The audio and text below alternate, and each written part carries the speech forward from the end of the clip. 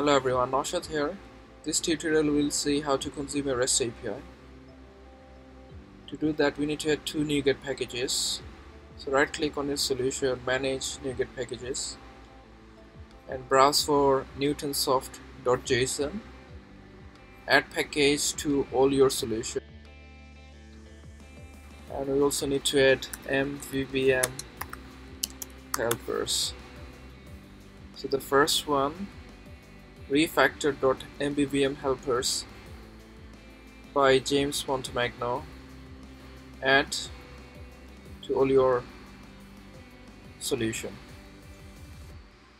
I've also added 5 different folders to our solution by right clicking, add new folder, and then adding all these folders. So the folders are helpers, models, services, ViewModels, and views. Now let's look at the OSRM Route service. So we'd be calling to get the data from the server. So copy this web URL and paste it on your Postman. You could post on any web browser as well. So this is our origin in longitude and latitude format, and the destination in longitude and latitude format. We are also passing the overview in full and the geometries in polyline, and for the time being we want to say the steps equals to false. So if we send the request, it gives us this JSON data. So we need to copy and convert this data into C# classes. So the best way of doing it, if we Google JSON to C#, the top one, and click on QuickType.io, open QuickType, and then I've already converted my JSON into C# classes. For you just copy and paste on the left hand side like this, and then that will generate you with all the classes. And you could give your class name here. I've already given it a name of direction response. So once the C# code has been generated, I'm going to copy and paste that to our model class. So to do that, right click on the models folder, add new class, give it a name direction response, and then hit new. I've already added, so I'll do that. So let's paste the C# code inside our direction response class. And additionally, I've also added one more extra class called lat_long, having 2 fields of type double, lat and lng. To consume the data from this web service, we need to create a services class called OSRM Route service. So right click on the services folder, add new class, give it a name of OSRM Route service, and hit new. Let's look inside the OSRM Route service class. So the OSRM Route service has got base URL and a HTTP client. Inside the OSRM Route service constructor, we are defining this HTTP client, and we also have a method called getDirectionResponseAsync that takes 2 parameters of type string, origin and destination. So this method is a public async of task that returns direction response class, which we just created here. So now let's look at our get direction response async method. We are converting our origin and destination into location object. If the locations are null, we want to return. If it's not null, then we want to consume the REST API. So this is our string URL, concatenating with the base URL, passing the origin location.longitude, comma origin location.latitude, colon destination location.longitude, comma destination location.latitude. We are also passing the overview equals to full and the geometries equals to polyline and steps equals to false. And to get the response from this OSRM Route server, we call var response equal to await using the http client.get async, passing the URL. If the response .is success status code is 200, then we want to read the JSON using the response .content.read as string async method. And then we want to also read the result using the JSON convert deserialize object of type direction response and passing our JSON string. And then we want to return the result. Here we are using newtonsoft.json that we have added to our solution earlier. So this is our OSRM Route service class with having a method getDirectionResponseAsync. Let's add a new class to our ViewModels folder called myViewModel.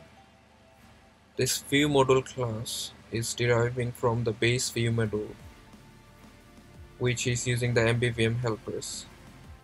On myViewModel, we are having two methods to display alert, called display alert. One takes 3 parameters and another takes 4 parameters. So we just simply display the alert using the application.current.mainPage.displayAlert, passing these parameters. We also need to have another view model called root view model, and this root view model is deriving from our myViewModel class. So inside our root view model, we have the origin with the backing field. We are returning the origin. If the value of the origin is changing, we want to call the onPropertyChange event handler so the view can update itself. And same goes for the destination field, route duration field, route distance, fare, and for show route details of type Boolean. We also need to define the public static map, the command to get the route, OSRM Route service, and the direction response. So inside our root view model, we are initializing all the fields. So the maps equal to new map, services equal to new OSRM Route service, and the direction response dr equals to new direction response. For the command get route command, we are defining a new command which is an async command, and that calls this load route async method, which takes 2 parameters, origin and destination. So let's look inside our load route async method, which is a public async task method. So we are using the Xamarin.essential .connectivity.network access to see if we are connected to the internet. If we are not connected to the internet, we want to simply display an alert. So we are using this method that was defined here on our my view model. Also, if the origin or destination is null, we want to return and display an alert too. So if the origin and destination is not null, we want to say that is busy equals to true. We're also defining list of routes and list of locations of type new lat long. So we are calling the OSRM Route service by calling the services class we defined here. So using our OSRM Route service class, we have to call this method get direction response async, passing the origin and destination. So we simply call the direction response equals to await services dot get direction response async, passing our origin and destination. So this direction response async would load this data. So we are interested in the duration, which is in seconds, and the distance in meters. So if the direction response is not null, we want to say show route details equals to false. We want to delay the process by a second, and then for list of routes, we just simply call direction response dot routes dot to list. For the route duration, we are converting the route duration into minutes, dividing by 60. And for the route distance, we are dividing that by 1609 to convert the meters into miles using the mat.round function. And for the fare, we are multiplying the distance times 1.25. If the distance is less than say 4 miles or 2 miles, we want to have a minimum fare of £6 or $6. Once that's done, we want to say show route details equals to true and is busy equals to false. And now let's look at our view page. I've added a new map page .xaml. For you, it's going to be main page.xaml, exactly the same code. So for our entry, we are binding the text to our origin field. For the destination, we are binding that to our destination field. And for the image, we are adding a image.gesture recognizers. Inside that, we are using the tap gesture recognizer, passing the command of get route command. For the activity indicator, we are binding that to the is busy field. And for our bottom grid, the visibility, we are binding that to show route details. And for the label, we are binding that to our route duration,